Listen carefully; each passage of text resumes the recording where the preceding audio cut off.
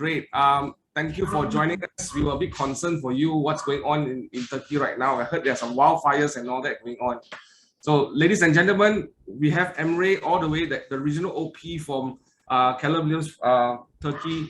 One of the first few guys that reached out to me during the crisis time when we are in, and really through love and compassion, asking me how can he help. And it was a video call he did to me immediately after I posted my message into our worldwide region call. So and here we are, Emre. Thank you so much for taking time to be with us. Like, what happened, Emre? What's going on in Turkey right now? Well, first of all, I apologize for being late. I mean, I never skip or be late at my meetings, but today we had an unexpected crisis going on. So I'm late. First of all, I apologize for that.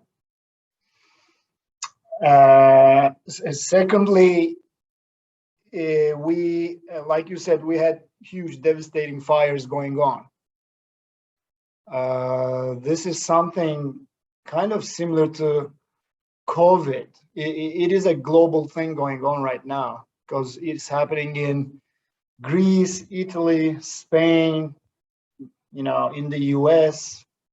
I think it was last year or the year before there was a huge one in Australia. So since we have launched in the region, we've been facing with some crises, but they were particularly more regional crisis, or some of the crises that we've been facing in the past 7 years was mostly within the Turkey or in the surrounding regions. But today, what we've been experiencing in the past 2 years is global with the COVID and with these fires. So it's kind of impacting the whole world right now. Right. To give some perspective about what KW Turkey is in Turkey, do you mind sharing what is the size of KW Turkey in terms of agent count? How many market centers do you guys have? Now, how does it look like for you in Turkey right now? Sure.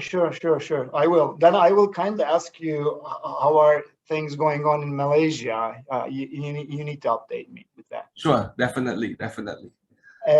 Today we have about 2,000 associates. 1,700 of them are our agents, real estate agents, and we have some market center leadership and the owners.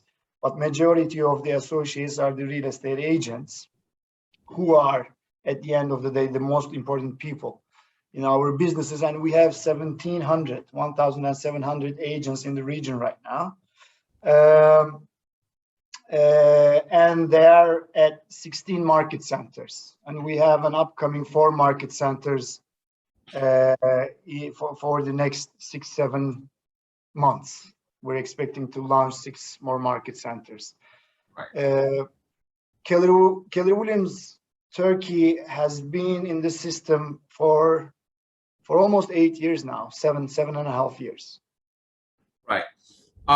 But Turkey has been going through certain challenges internally in terms of political, economical, and I read somewhere at one point in time, unemployment was 30% in Turkey for a certain period of time. Can you share with us roughly what's going on in Turkey for the past few years? And if you could maybe move on from there to share how has that affected your business and how you guys are growing despite of these challenges that you're facing right now? Sure. To give you a quick perspective for the economy, after 2000, we had a huge financial crisis happened in the year 2000, and then we had some major restructuring happened in the region on the economical and political side, and the economy started to grow from the year 2002, 2003 to 2013. GDP went up, so we were almost getting into the European Union, which seems like is not going to happen anytime soon. So till 2013, economy kind of improved in a huge way. So the GDP went up, unemployment rates went down, interest rates were kind of at the lowest. But after 2013, we have seen a major political and economical changes in the region, which at the end of the day had a huge impact on the economy. So GDP went down about 35% in dollar basis.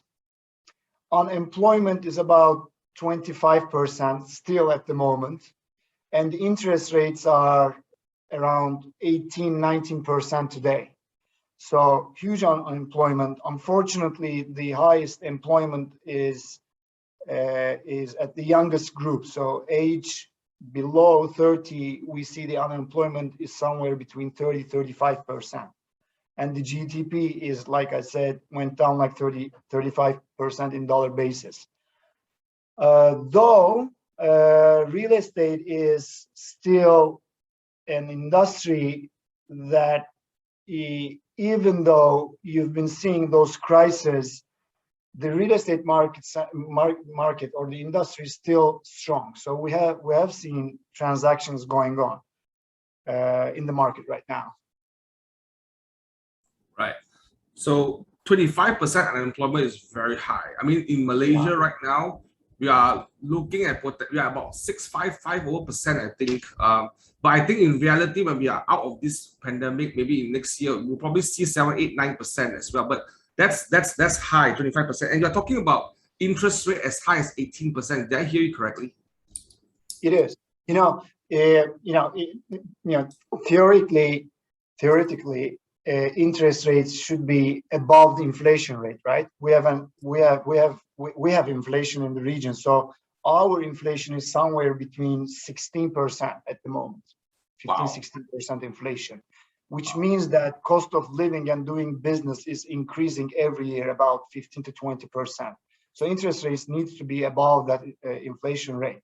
So when you have like 15-16% inflation, interest rates apparently goes up to 18-19% today. So that's kind of squeezing people's budgets, and doing business is not easy. Right. And how's the political landscape right now? Because the past 7 years have been quite challenging, I assume.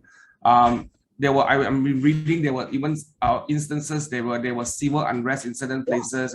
That how is that going, man? Am I allowed to share my screen? Yes, you can. You can. Okay, I'll try to do that.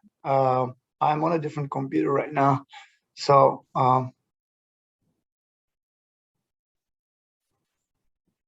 okay, hold on. We have this graph that we've been updating in the past few years. Can you see my screen right now? Right. Well, so this is like a timeline. It starts in year 2013. So this could give you a perspective of what has been happening in the region. So this starts at 2013. The reason that we start at 2013 is that was the year that I became partners with Keller Williams. So right.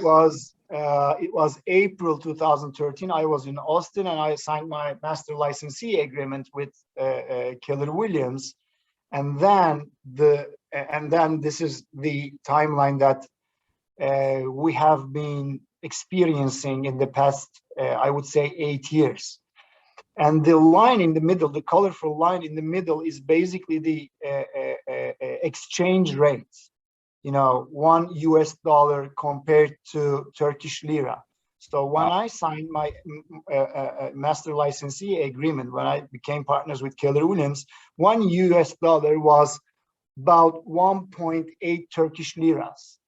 Today it's about, I think it's above 8.6, 8.7 right now, which means that in dollar terms, we kind of lost, I don't know, 6-7 times what we've been gaining. So it's a huge. So the currency depreciated against the US dollars by 6-7 times. 6-7 times, exactly. And all these fancy boxes in the middle that you've been seeing, that that kind of emoji things, are the major incidents that we've been facing. So I would say in every quarter, we've been facing with at least 3-4 major incidents.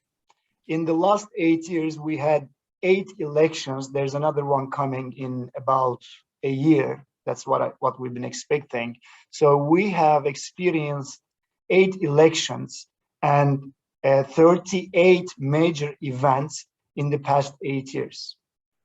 So, and you know, you see some bombings, you see some election boxes. We had a coup, blah, blah, blah, all that stuff. And here at 2020, we have the COVID. Typically, that's what I was trying to say. Typically, the boxes that this kind of fancy things that you've been saying is what we've been experiencing in the region or in the surrounding countries. But COVID was a different experience in 2020. Everyone in the world had started to feel the impacts of COVID in different times, but at the same time, I would say. So this is what has been happening. I really don't want to get into details, but it could be so depressing for people to go over these details. But the reason that we came up with this, and actually the first version of this drawing was, I think it was the end of 2015. It was the first time we have this drawing, which was about 5 years ago. Then we started to extend this. The reason that we have prepared this, graph, this illustration, is basically confronting what we have been facing, what we have been experiencing. So we've been very clear with our communication when we are talking to our people and said, okay, this is typically what we've been experiencing, and we really don't have anything to do with this. The only thing that we can do as the citizens or as the business people or the associates, as the partners, is the only thing that we can do is we can go and vote in one of those, in one of those elections. Other than that, all the things, the coups, the bombings, the terrorism, or the COVID, there's really nothing that we can do to change these things. So let's confront with this reality and focus on the things that we can really have an impact on. And that is typically our business and activities that we have started to focus. So if we don't recognize this, if we don't talk openly with this, it kind of creates a trauma. You're kind of pushing that, suppressing this, and it's never been healthy. When you're growing your child, it's the same thing. You shouldn't be suppressing the brutal situations or the uncomfortable things that you've been experiencing. You have to be confronting them. You have to be talking about that, and then recognize them and focus on the activities that you can change or you have an impact on. And you say that when at the brink of the beginning of this whole chart, you signed a master licensing agreement, paid the money down, and built a team. How many agent count were you at when you guys started? That's funny. 4 agents, and today 4 agents, and today you are 1,700 agents strong and 2,000 associates. Exactly. And you've gone through all these things. I mean, if I look at this chart, I would Malaysian people who are watching this right now would agree with me that we are not going through what you're going through right now. Definitely what you have been through. So what happened, man? How did you grow that business despite all this uncertainty? What was the key things that helped you and your team and the agents that you all have to really go forward and thrive? Yeah, I mean, we're going to talk about, just to make a small addition to this. This is the biggest impact that we had in a negative way to our businesses from this timeline was 5 of my operating principals decided to leave the country. That was something that we weren't expecting. You might be losing some money, your transactions might go down, but you weren't really expecting your people to leave the country. Which means that so at the end of the day, in this 7 years period, you're kind of on your startup phase with your businesses. It kind of started in your first few years, in your first or second or third year. and you started to award new market centers, you get into business with new partners, and in the year 2 or 3, due to this situations, they said, I need to be taking care of my family, so we're leaving. Even in my regional staff, 2 of my people, even 3 of my people left Turkey and moved to United States or Canada. So that was something very unexpected. But going back to your question, the first thing that we did was to increase our communication and never go back from that point. The tougher it gets, the stronger we are, the complicated the situations are, the clearer or the more we communicate. We started to communicate with our people. And it always starts from top. I mean, I have become way more available than ever to my market center leadership, to my agents. I have some commitments to visit my market centers, get together with my agents, I would say every week. So seriously, the first thing that we did is to increase our communication. That is the most important thing that you need to do.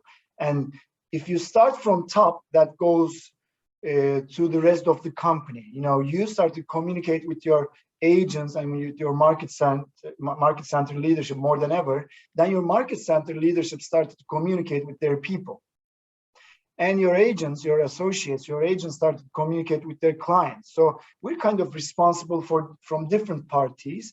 But if our only focus and if our common goal is to increase our communication, every party started to communicate with their related parties more than ever. So that was one thing that we started to do immediately.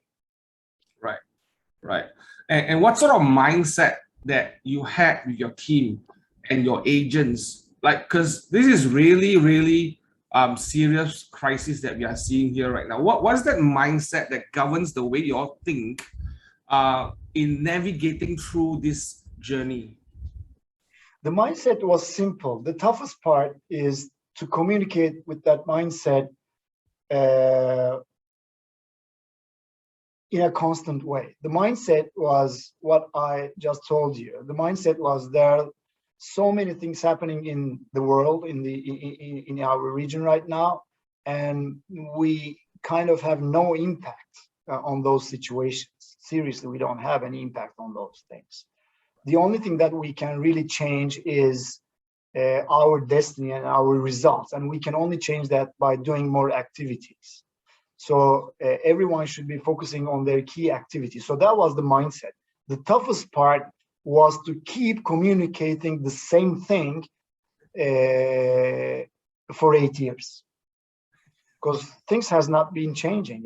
We face with new situations, like I told you. In the last 2 weeks, there has been a huge fire going on, and we have our 2 largest market centers in those regions. So those people are kind of taking care of their families, their homes, and helping the other people in their region. And in the meantime, they need to earn some sort of money. So I think it is very typical in business, in life, that we usually know what we need to do, but the toughest part is you need to do that without going back. You have to be consistent on the things that you need to do that. I think that was the biggest challenge, and we still communicate the same thing. And it's sometimes kind of getting boring, but it's usually where you make the difference. When you feel like we're talking the same thing, I kind of bored to communicate this, or your people might be thinking the same thing, but you should still do the same thing to make the big difference. Right. It's always focusing on the numbers. It's always focusing on the 4 conversations. Always focusing on the appointments. Always focusing on the GPS. And Gary Keller always tells us success is doing things simple things over and over things consistently to get the results that you want to get. Right. So it's a challenge, but it's actually simple, but challenging. It's simple but challenging. Thank you. In that journey of this past 8 years, what are some of the key lessons that you have learned? Uh, the first thing on the business perspective, if the things are changing, if you're facing or if you're experiencing a shift, first you need to take care of your health, take care of your people, your loved ones, and take care of your business. And on the business perspective, if you want to take care of your business and stay in the business, you need to be very careful with your costs. That would be the first initiative that we did. We Right. immediately started to cut costs. And the main idea over there is to just to stay in the business. Stay in the business. And what you're typically doing is you try to understand. You need to come up with some numbers, or you try to understand what do you need, or what expenses, or what would be the cost of living in that situation. So you come up with that number, and your main goal is, if you're facing with the situation, the cost of living or doing business should be over there. We have this expenditures that we can cut, but we can still stay and live in the business. So the first thing, the first reflex that we have showed on the business perspective, to cut costs immediately. Then started to communicate and increase our activities. Right. Was there any personal leadership lessons that you learned in this season that you thought was very benefiting for you, that helped you through this experience? What, from a leadership standpoint, was there what sort of lessons that you learned as a leader in this session, in this journey that you are going through right now?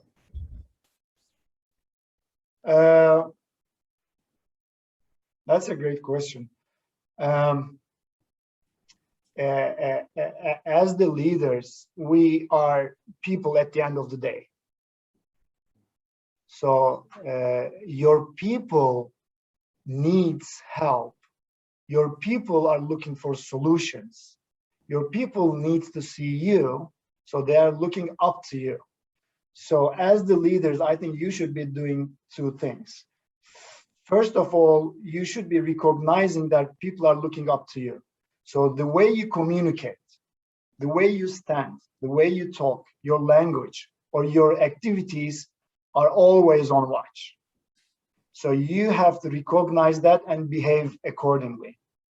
The second thing is, you are a person, you're a human being at the end of the day. So you might need help as well. So you need to go and ask for help.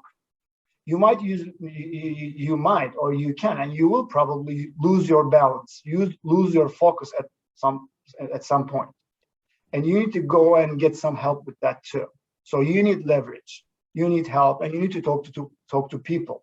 So I was personally, as the family, was very careful with our costs too.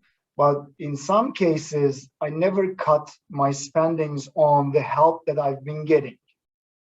On the mental side, on the physical side, on the business side, or on the finance side, I keep my coaches, I keep the key people around me, even they are the professional people, I try to keep those people to get help, to help my people. Right. So I'm hearing as a leader is to reach out and notice, help people, but at the same time be very aware that we are a living example for them. The way we show up is how people see us and how they will follow us through this journey. And they're looking for leader. And in this tough time, I think strong leadership and is not, there's no time to relax and keep and stop, right? There's just no time. And I know, Emre, you and I, we go in and out meetings all the time, no? So there's just no stopping, right? And that's the example we must give to them. Exactly. Yeah, next question. From your observations of your agents, like interest rate is very high, right? What do you call that? Unemployment is high. What are your observations of the agents in KW Turkey right now who are doing at a very high level in terms of production? What are they doing right? What are they doing to stay ahead of the market in this season right now? there's really only one focus. I mean, in that case, it's very simple in the real estate. Get more listings. Get more listings and control the market. If you get more listings, apparently you're going to get more. You're going to get more offers. You're going to get more showings, and that will help you to communicate with the owners, with the homeowners. Even in some cases, you might be getting the listings on the prices that is above the market standards. But if you get the listings and if you get more offers, you can basically go and communicate with your homeowners to control your businesses. So that was basically the single focus, to communicate with the clients and try to get the listings. During that situation, the one thing that I communicate with my agents was, I said, we know that there are some clients, there are some customers that are more important than the others. And those clients are the ones who are willing to sell their houses in the next 60 days, in the next 2 months. So I kind of came up with this focus that, you know, as an agent, you might have like, I don't know, 5,000 database, 5,000 people database, and you might currently have like, I don't know, 35 listings, 45 listings. But in that case, not every client, not every customer are willing to adapt or willing to accept the changes in the market. But I'm sure there are some of them who are feeling some sort of stress in their businesses, in their life, and would like to make those changes and would recognize the shift and sell their houses. It's probably not that 45 people, but there are going to be some people who is going to accept the fact and willing to work with you. So I said, let's focus on the clients who are willing to sell their houses in the next 2 months. So let's start to communicate on that. And the reason that we said 2 months, 60 days is last year when the COVID hit, our average closing date was 53 days. Today it's 37 days in the region. So it's that 50 day is kind of our benchmark. So our agents have this simple script. They went back to their existing clients, existing listing owners, and simply ask this question, you know, how is your family? How are you feeling right now? And, you know, we've been listing your home. I have this very simple question to understand what we should be focusing on. The simple question is, do you really need to sell your house in the next 60 days? If they say, no, you know, I can wait forever. So we kind of have them put in our follow-up plan. So we kind of increased our communication, first of all, with our existing clients, then our database, and simply ask them, are you willing to sell your house in the next 60 days? Or if you know anyone who is willing to, or who needs to, who must have sell their house in this next 60 days. So that kind of focused us on some key people to have these quick transactions. Otherwise, you know, in those kind of, you know, strong shifts, in order to stay in the business, you need to cut your costs, but you need to earn some money. And you can't really earn that quick money in the next, I don't know, 6 months. So you need to be getting those income in your pocket in the next 1 month or 2 months. So we kind of clearly focused on those listing or the clients who need to sell their houses in that short term. And and the second communication that we make, if they say, okay, I need to sell my house this month or within this 2 months, then we started to negotiate on that prices. We started to come up with the right price for the next 2 months. And it really worked out well in our case. So they never stopped. Right. So it's all about being very tactical in a crisis, right? And the shift book teaches us price ahead of the market, number one. And tactic 7, tactic 4 is find the lead generate and find the motivated sellers, because in a crisis there will be more people who are very motivated to sell due to the crisis, to either raise cash or liquidate their assets to take back their cash, or cut expense. So all these are quite similar in any country that we go to today, right? Especially the economic crisis, there are more people willing to talk about price. More people needs to sell, right? So that's a smart move, and I think 60 days is a good time based on your assessment of the average listing that's taking time to sell in the market, right? There was a few questions on the chat box here. Let me see. What are the day-to-day must-do activities for KW agents in Turkey right now? I think you kind of answered it, but what are some of the day-to-day activities that the agents are doing right now? So yeah, I kind of listed some of them that we have talked. I know that you in your region, starting from your regional team, you've been heavily working on technology. So that was kind of a challenge that we've been having in our country, in Turkey. People are not that tech savvy in our region. So we kind of, in order to grow their communication and follow-up systems, we kind of trying to have them on board with our technology right now. So that's kind of part of their day-to-day activities at the moment. The other thing is, we kind of find the best way to communicate with our people is through our trainings. Through our trainings, key events, or our meetings. So those kind of, Mega Camp Turkey, Family Reunion Turkey, or our, weekly, daily meetings with them, or our trainings, has been a very purposeful way of communicating with our people. You get present with those people, in some cases not physically due to the COVID cases, but they see you and they get some value from you. But at one point, what we have realized is, with respect to the way of living in the COVID, people kind of spending more time on trainings or on the meeting rooms digitally, on the Zooms, than they need to be focusing on their activities. They need to be lead generating on communicating with your clients more than they're being present at their trainings. So we kind of see that, and we changed our language and said, you have to be going to the trainings that you really need. So it's like an open buffet. Right. Keller Williams training and coaching systems or contents are huge, and it's really a nice, beautiful open buffet that you see at Kempinski or Four Seasons. But when you see or when you go one of those restaurants, you don't really go and eat the whole thing in the open buffet.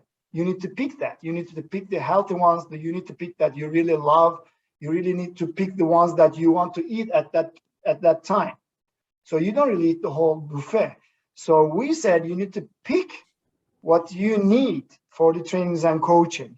So at their calendars, they need to spare some time for training and coaching, but they need to understand that it is just a supporting activity. It's not the key activity. We have this, 80-20 principle, right, or the big rocks that we talk.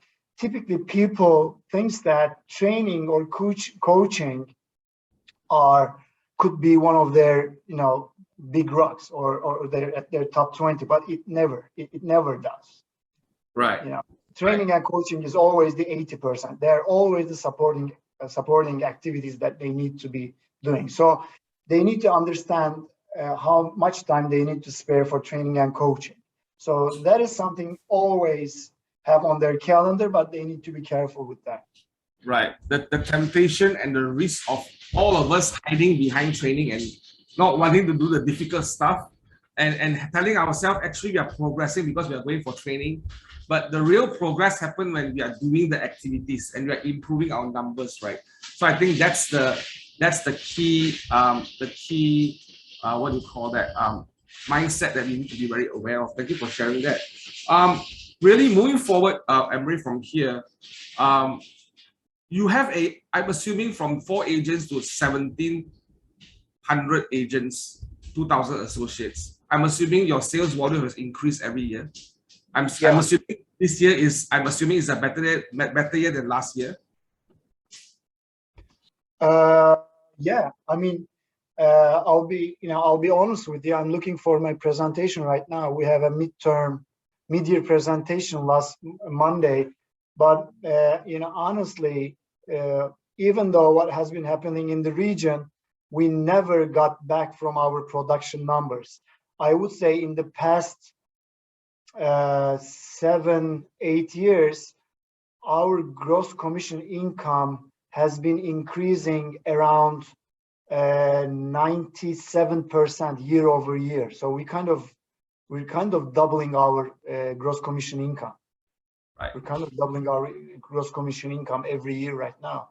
Even this year, we compared this 6 months, this year 6 months to last year 6 months, and even though the industry went back 12%, we were up 65%. So we've been quite living asymmetrically with the industry, and we've been gaining market share right now.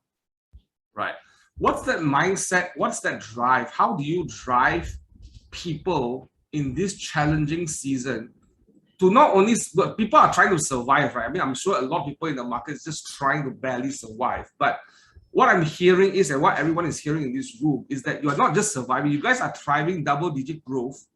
You are going ahead of the market. You are above the industry average. The industry is shrinking, but you guys are growing, right? What's that mindset that's driving you guys to want to win market share, not just survive? Because there is a temptation to say, I just want to do enough to survive right now and focus on just survival. But what I'm hearing is you're not focusing on survival. You're focusing on how to double digit, how to grow. Like what's that driving force, man?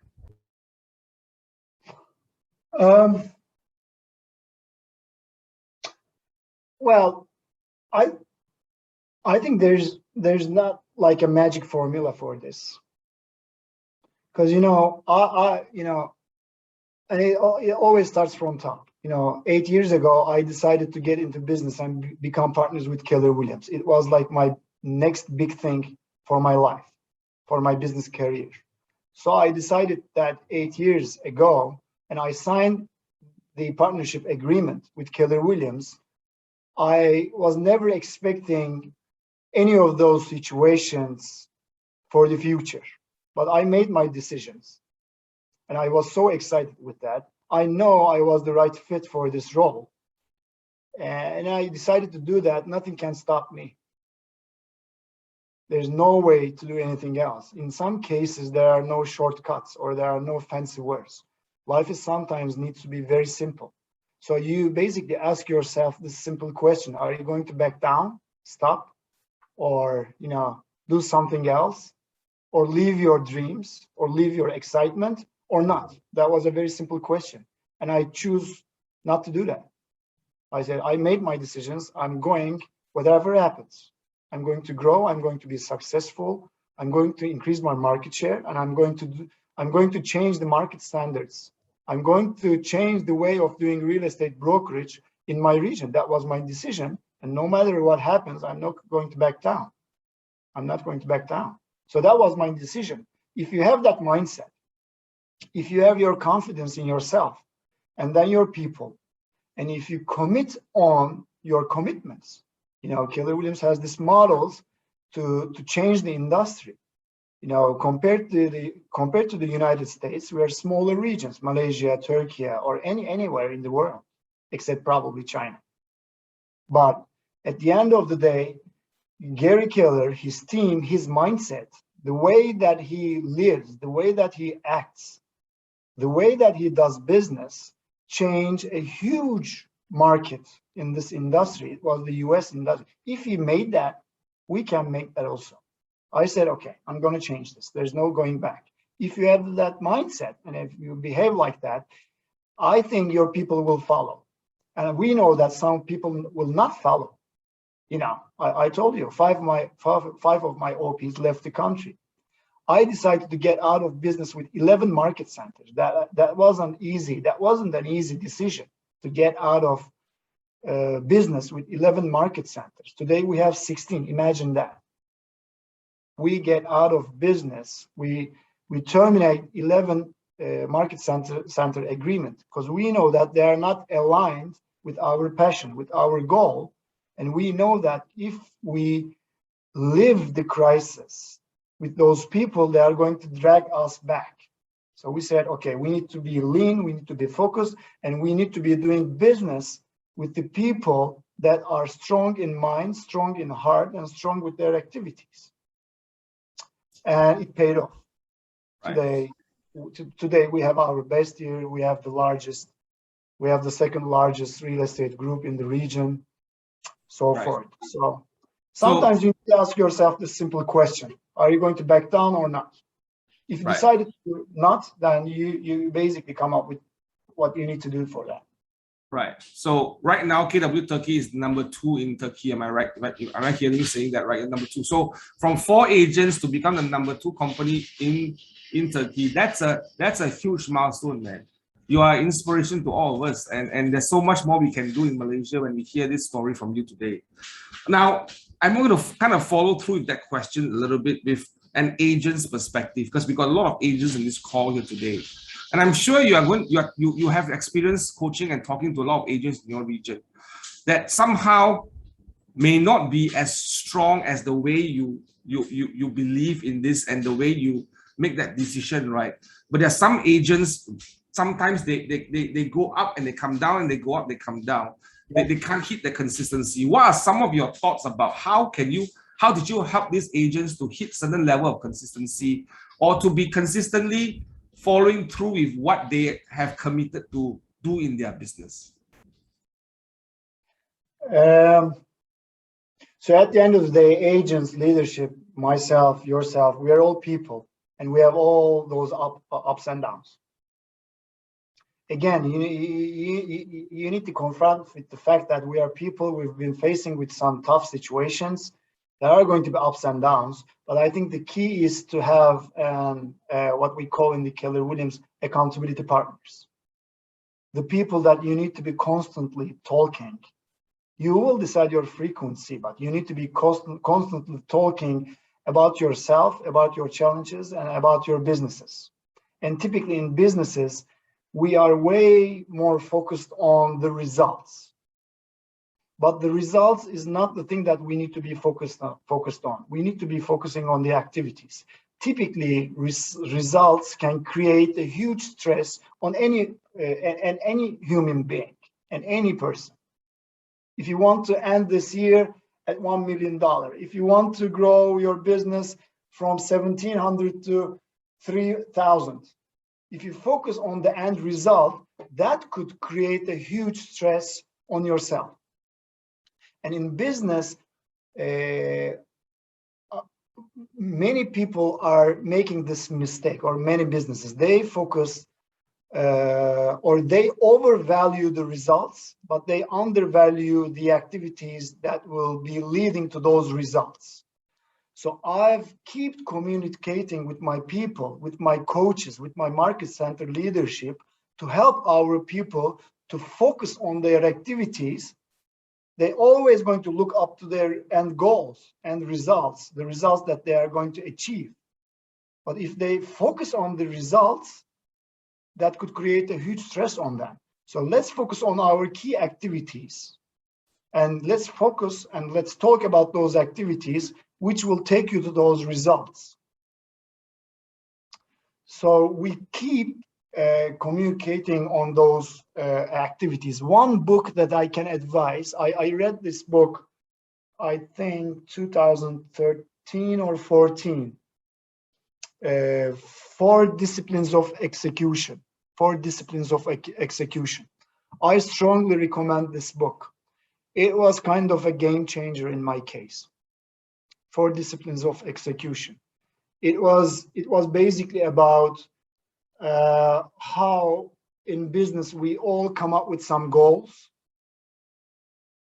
And at the end of the day, the biggest challenge in business is we always know the importance of goals. Having a written goal is important, but the challenge is the executing that goal. So how we can execute that goal. And it comes with a very simple formula. The single most important that you need to do is you need to be very clear, and you need to have a simple and very clear goal, and that needs to be with a number, and it has to be very simple.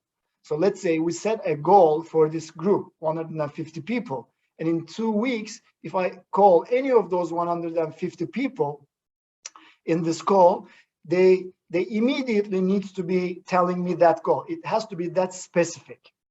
If it's a complex goal, and if it's not big enough, people are not engaged with that goal. If you're not engaged with that goal, and if you don't understand, believe in that goal, you cannot really move to that direction. It has to be big and simple enough to get you excited, and you need to be focusing on. And then you need to be as clear as your goal with your activities too. So have clear activities, and then you need to have a scoreboard. You need to have a scoreboard, a visual scoreboard that you can always see with your goals and activities, and then you need to have accountability in the game. So that's 4 things that could really help you to get your goals. And there's always fine tunings on those 4 areas. In some cases, you might not have a simple goal or not big enough that people are not engaging. In some cases, you don't have the scoreboard. You know what I have realized, Jonathan? That's funny. After I read that goal, I have realized that I have a goal and I have a scoreboard that I have. You know, we have a written goal in our office, but that scoreboard was behind my door. It was basically there. It was written there. And my door is always open as a leader. So when you open the door, no one sees your scoreboard. But when you look at the stadiums, scoreboards are big, fancy, and everyone sees that. When I realized that, I immediately changed my scoreboard. So that's funny. That's funny. So read that book. That's a great book. You didn't change the door, but you changed the scoreboard, right? Just to be clear. Yeah. Great goal. We know what we need to do. We know our activities. We were very clear with our activities. But in order to track that, you need a scoreboard, and the scoreboard is somewhere that no one knows. That was funny. And then we changed the scoreboard, and we always have the accountability in the system. You said earlier just now about you got to have a big goal so that we are all engaged on it. Can you just talk a little bit more about why? Because a lot of people say, let's do a goal that we can make it happen. And it can still be a big goal, but why having that big goal is so important? I think so. The other side of having too much focused on the goal is once you achieve that goal, once you achieve that result, people really get like, okay, we achieved the result, so it's time to have a break. It's time to have a vacation. So they kind of lean back. And if you don't have a big, exciting goal, if it's a simple goal, and if you reach that goal, you might, at that point, you might lose your motivation.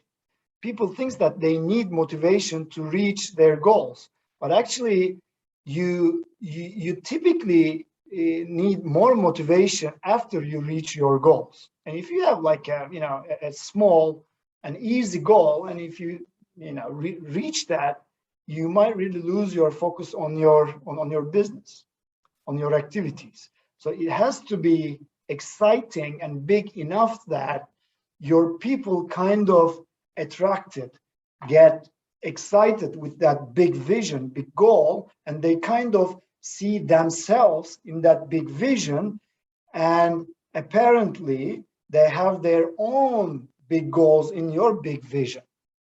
Otherwise, if you have a small goal, small vision, especially talented people, the people that you're expecting to change your life, they don't see themselves, or they don't see their life, or they don't see their excitements, their vision in a small goal, in a small vision. And we know that the most important thing to own a successful business is to work with successful, talented, and great people. Even though you might have the best technology or training or coaching services, you might have the best knowledge for the business, but without having or without surrounding yourself with great people, you're not going to have the execution in place. So if you need to get into business with great people, great team, you need those people to find themselves in your big goals, big vision, big world. That's why you need this exciting big visions, so that people said, okay, this is exciting, this is going to be a game changer, and I would like to be a part of this.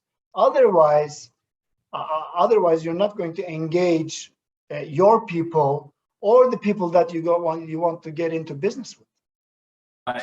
And it's the same for the agent's business, because if I don't show up to my clients having a big goal, behaving like I have a big goal, the clients can feel it and they know that should I be in business with a person that has high energy or low energy, and that's where it's all trickled down to the income and the results that we want.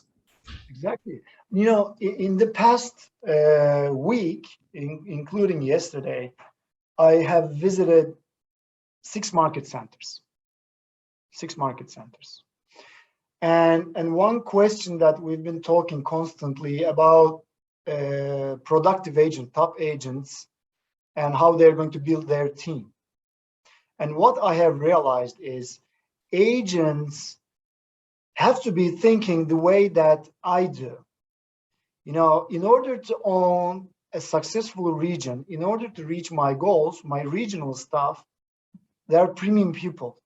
In some cases, they're expensive, but the quality of the regional team is exceptional. So I think it's the same thing with the agents. In some cases, what I have realized in my case, my top agents are thinking small. No, they're thinking big with their businesses, but they're kind of thinking small with the business that they own, with the team that they're trying to build up. So they believe that they need to have an assistant, they need to have an executive assistant, they need to have a buyer agent, they need to have a showing agent from a junior positions, or they are trying to convince some of the low producing agents to join their team to grow their businesses. Or in some cases, the lead agent, the rainmaker, or the business owner in the agent's businesses, they want to focus on their most important clients, most important transactions, listings, and try to push the least important clients to their team members. You can't really own a business with that mindset. If you want to change your business, if you want to change your life, if you want to have a more freedom in your life, you need to have a quality, you need to have a great quality people on your team. That people will bring you the freedom. At the end of the day, everywhere in the world, in real estate, there are 2 sides of the business. You have the homeowners, you have the sellers, and you have the buyers. At one point, we know that the top agents usually focus on the listing side, but they still have a huge business on the buyer side. Let's say 30% of their businesses, 20% of their businesses, 40, 50% of their business on the buyer side. And we know that they want to spend less time on the showings or with the buyers, but they still make money out of that buyer side, and they want to push that business to a junior level or a low quality agent or a person. It can't really happen with that.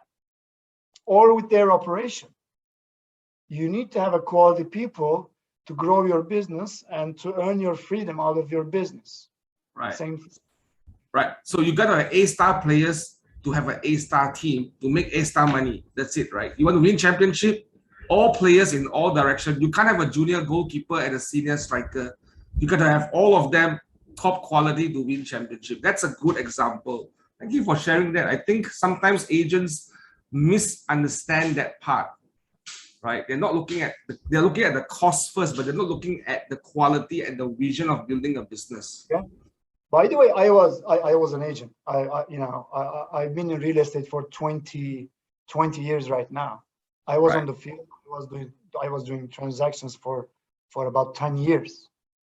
So I know how, as an agent, we think, we act, and usually our concerns were our financials. How am I going to, afford? How am I going to compensate or finance these talented people? And believe me, if you have a big vision, if you have the right models, if you have the right mindset, if you have an ongoing business, money would be least of your concern. The right people, the right opportunities, always approached by the money. Right. Awesome. My last question to you, Emre, before we go. I apologize for my background noise.